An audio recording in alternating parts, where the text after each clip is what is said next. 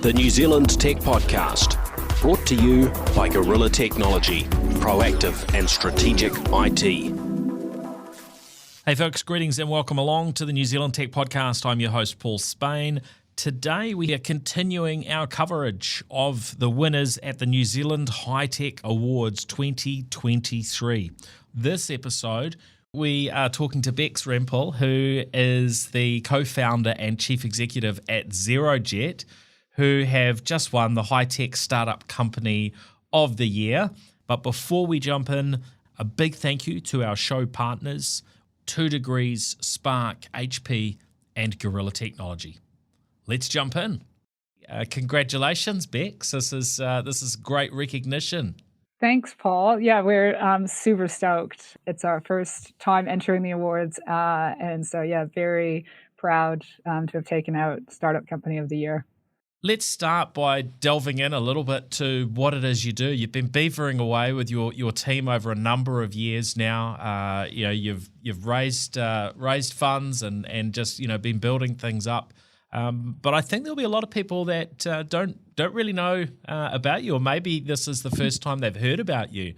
So maybe you can just give a little bit of an overview, of what you're doing, what you're trying to achieve, which sounds like it's going well, and then maybe we can delve into some of the background of how you came to get started after that. Yeah, definitely. So at ZeroJet, we design and manufacture electric jet propulsion systems for boats. So in short, it's a plug-and-play EV powertrain, so that boat builders can make their boats electric in less than 2 hours. That's the ultimate goal and the plan. And we've started with tenders, which most people know as dinghies. So these are generally the little boats that sit on the back of a bigger boat, and they'll take you from your boat to shore, or maybe to go get groceries, to go visit your neighboring boat. And these types of boats have a shorter distance that they generally travel. So therefore, the demand and the runtime on the batteries is not as significant as if you were, let's say, going offshore fishing, or for example. That sounds like a perfect use case. Exactly, yeah. And so our system is low voltage, so it's 48 volts, so it's safe if any water comes into the boat, but it's high performance. So it's the highest performing small low voltage system that exists in the world. So our system is 20 horsepower equivalent, meaning that the boat gets up onto the plane, you can go 20 knots, you can foil and wakeboard behind it. And there's really no other system out there that's performing the way that ours is. That sounds brilliant. Now, New Zealand's got a long history when it comes to jets for boats. The Hamilton jet, very, very famous for Kiwis. And in fact, are they a competitor of yours today? Because they're working to, establish themselves in the EVs of boating as well. Although I'm not sure if they're doing anything at this level of the sort of tenders or dinghies. We don't see them as a competitor. We're friendly with Hamilton Jet, and we visited them and they visited us. We're in very different spaces. And so at the moment, their largest jet is significantly bigger than even what's on our product roadmap for the next 5 years. And so that's why, it's just great to, in New Zealand in general, I think because we're down the bottom corner of the world, companies are generally more wanting to help each other. It's like, we can help and support each other here to help us both succeed on the international stage. That's so good. Yeah. That's so good. Fantastic. And so going back to the founding story, how did you get started? Yeah, I'll try to give you the shortened version. But essentially, I'd always been interested, since about 15 years ago, interested in entrepreneurship, and I dabbled with a few different business ideas. And then about 11 years ago, I met my co-founder, Neil, and we were looking for business ideas together. And we came across this product called JetSurf, which is a petrol-powered motorized surfboard, and found out they cost $20,000 and thought, this is crazy. No one will be able to afford this. Oh, why don't we start a rental center? So we bought a few of these boards and we moved to Perth in Australia and opened up the world's first jet surf experience center. And we took out hundreds of customers, taught them how to ride. It was really fun and we had a great season. But ultimately what we just discovered was the the problems with combustion engines, the pollution that they create, and also like, why isn't this electric and cheaper? So my partner Neil, being an engineer, and my background's in I'm a chartered accountant. We kind of like ran the numbers and looked at things and thought, yep, we can do this better. So we packed up and we moved back to New Zealand and put together a team. So Neil used to work at Buckley Systems, which is another New Zealand success story. And so he assembled a team of his best engineers as our early team to start working on building. And we spent about 3.5 years, I think, bootstrapping. And we built the world's fastest electric jet board that we are still aware of to this day. Ours went 70 kilometers an hour. 70 kilometers an hour. That sounds insane. It is really insane. It broke a few ribs. So, but yeah, ultimately we got that to a point where we thought we were ready to commercialize it. And then when we went out and started talking to investors, people were just like, wow, how did you get so much power into such a tiny space? You should put that into boats. And it was always a thought that we had, but hadn't really seriously explored that, and decided to go out and start talking to boat builders. And after we started talking to them, it was a pretty clear indication that the timing was right and there was a need for it, and people were starting to ask for this. So we pivoted the business completely about 3.5 years ago to focusing solely on electric jet systems. And then everything just snowballed from there. That's great. Now, for those that aren't familiar, how boat builders sort of operate and why it makes sense for you to be selling to boat builders rather than selling your own, boats. Walk us through that. Yeah, great question. And there was a lot of discussion around, especially in the early days, around doing that, because, there's advantages and disadvantages to both. And I guess how we looked at it is, boat builders are really great at building boats. They don't build engines, right? There's 4 main engine manufacturers that make outboards. So they just buy engines and bolt them in, right? They don't want to do R&D and create electric. They just want a simple solution. And the other thing is, because there's so many, it's a highly fragmented market. So there's a few top 10 players of making boats, but then there's many, many, many small players. And so we thought, all of these going, looking forward 10, 20 years in the future, they're going to have to make their boats compatible for electric, right? So who's helping them? And so that's the approach that we took, is that we wanted to make it as easy as possible for boat builders to make their boats electric. And you mentioned before 2 hours to integrate into the boat. So walk us through how you've made that so easy.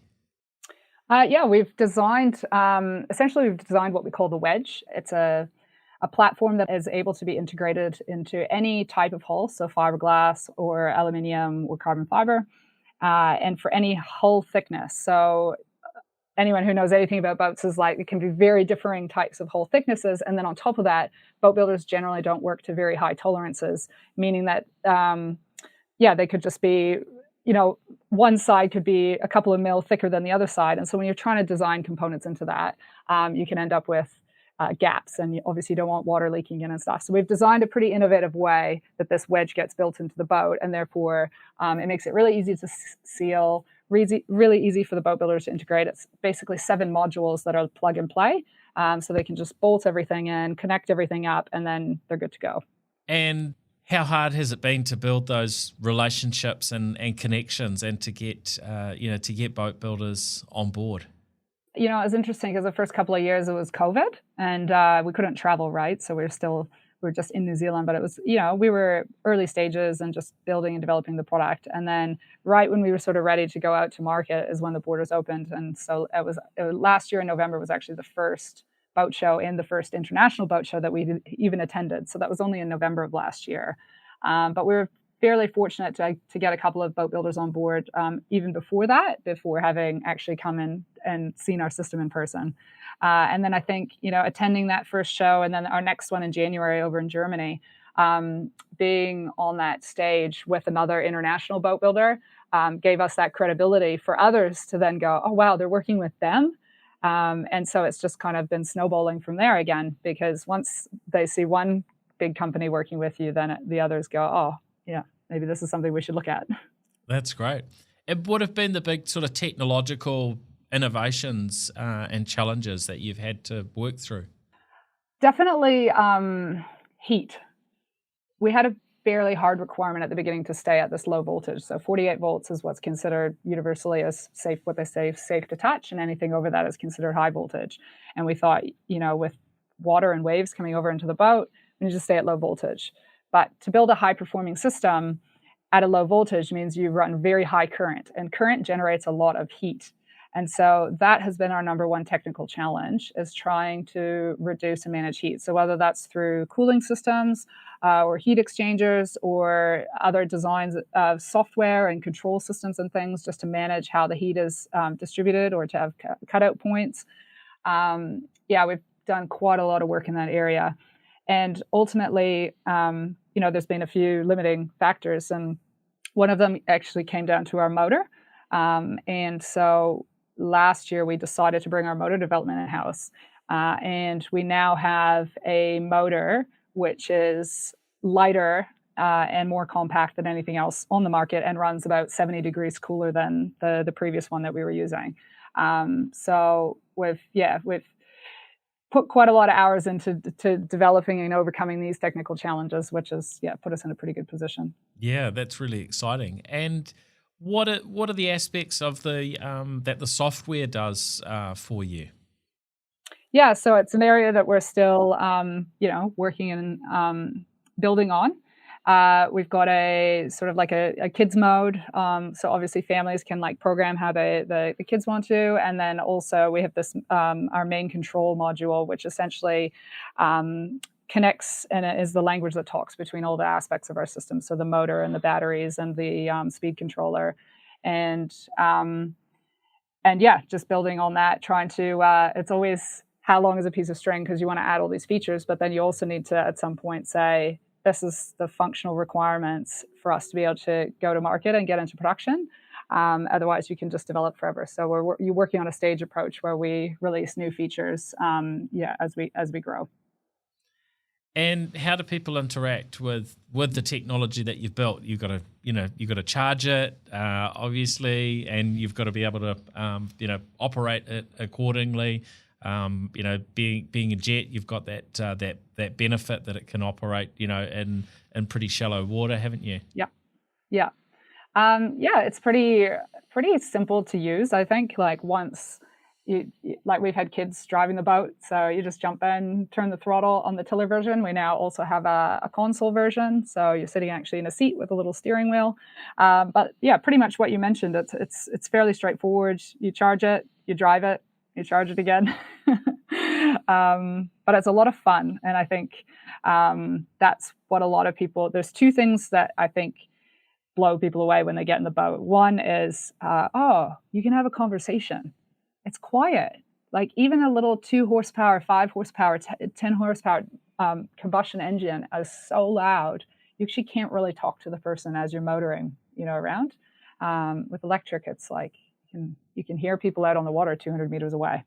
So that's one thing. And then the other is how much fun it is. It's you actually jump in the boat and you can turn on a dime, you can do 360s, and that's super stable and it's very maneuverable and it's actually just really, really fun to drive. So it's no longer just a thing to take you from A to B, but it's actually it can be a bit of a toy as well. That sounds great. Well, I'm going to put my hand up right now and say I'd love to try one out when the opportunity arises. Sure. Yeah, I had a great time on a jet ski actually in the South Island end of last year, and it just reminded me how much fun some of this technology can be. Yeah. And I'm also interested in the longevity of the battery. Obviously, that's where tender or dinghy is quite a good fit here because of some of those challenges. And I spent some time with the team at Hamilton Jet recently out on one of their big vessels in Christchurch. And the electric, it was hybrid, and the electric element was sort of great for getting out into the harbour, but very, very limited in terms of that battery capacity. How does that sort of play out for your technology, and what are those scenarios? You mentioned being able to tow behind the boat with its, sort of, wakeboarding or and so on. What sort of run times do you get and so on? Yeah, so it depends on a few factors. So, firstly, we have two battery options at the moment. So we have a 5 kilowatt hour or a 10 kilowatt hour. So obviously the latter gets you double. And we have two different types of boats that it's in. So one is a flat bottom. It's called offshore cruising tenders. It's a flat bottom, either fiberglass or carbon hull. And because it's flat bottomed, it planes much easier, so it draws less power. And then the other version is in a rigid inflatable, which is a more traditional type of boat that's more V-shaped hull with tubes on the side. And so with the small battery pack in the flat bottom boat, you're getting pretty close to an hour of runtime at full speed. And if you're just putting around, it's like up to 4 hours. Wow, that's so amazing. It's a pretty decent amount. And then if you jump up to the larger boat, the rigid inflatable boat with a larger battery pack, you'll still get close to an hour running at full throttle, and about sort of 3 to 4 hours. If you're just going at slower speeds, but it's also affected by tide, the wind, and how many people you have in the boat. Yeah, of course. What can you share about your journey from a sort of a fundraising perspective?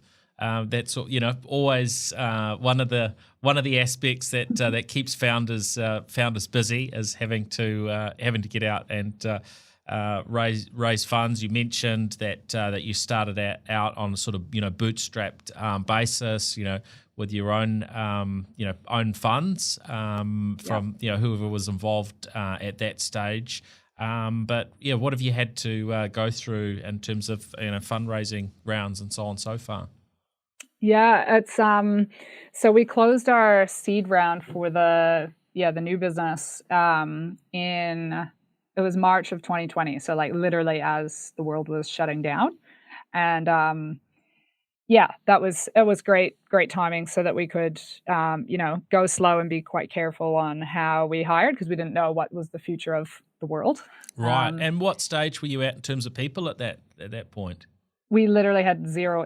Like, we closed the round and we had zero full-time employees. Like, we hadn't officially hired anybody yet. So we put I think we put Neil and one of our other early team members on the payroll at that point. And I think I was still working. I still had another job at that point, still doing the side hustle thing. So and then it was later in the year when I quit my job and joined the company full time to get paid as well.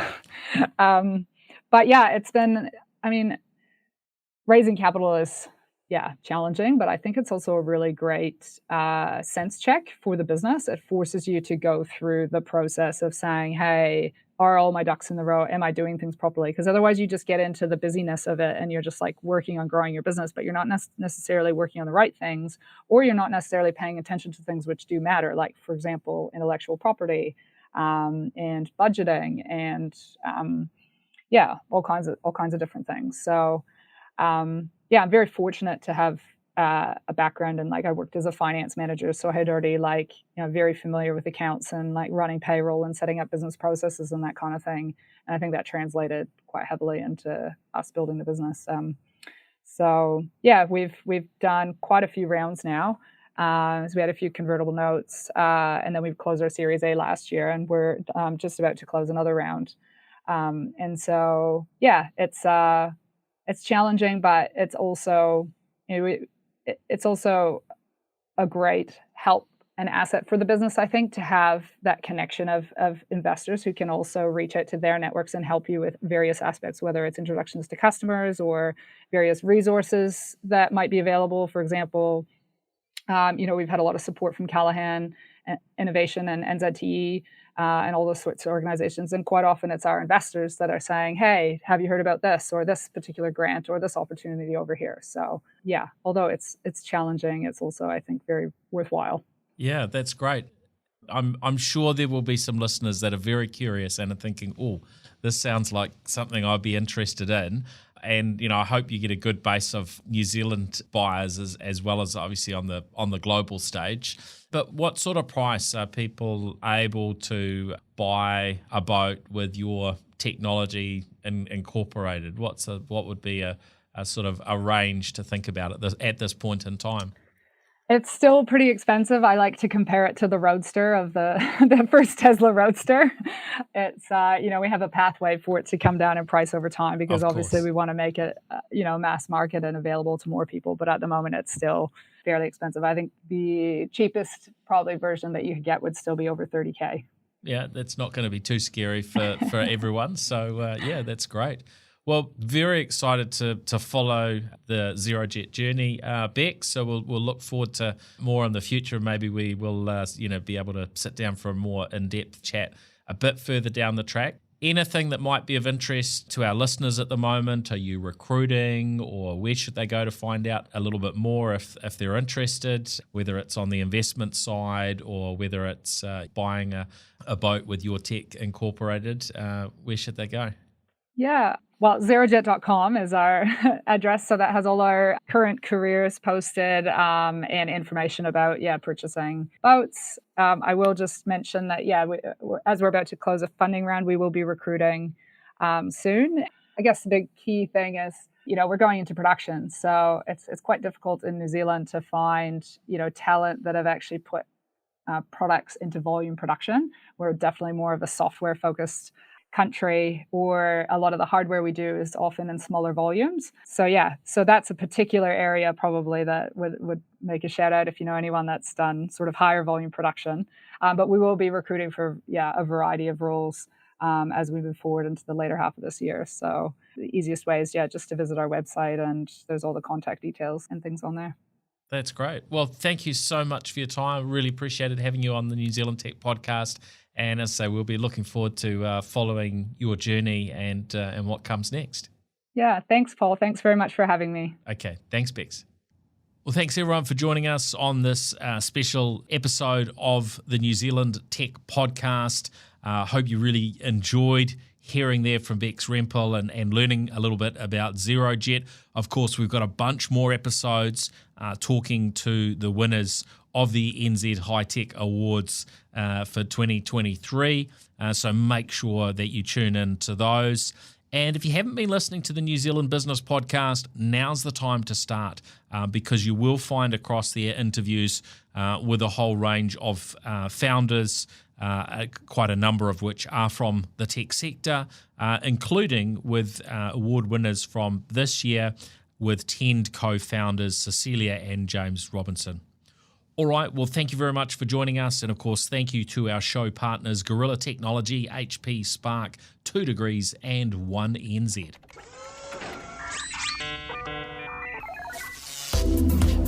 The New Zealand Tech Podcast, brought to you by Gorilla Technology, proactive and strategic IT.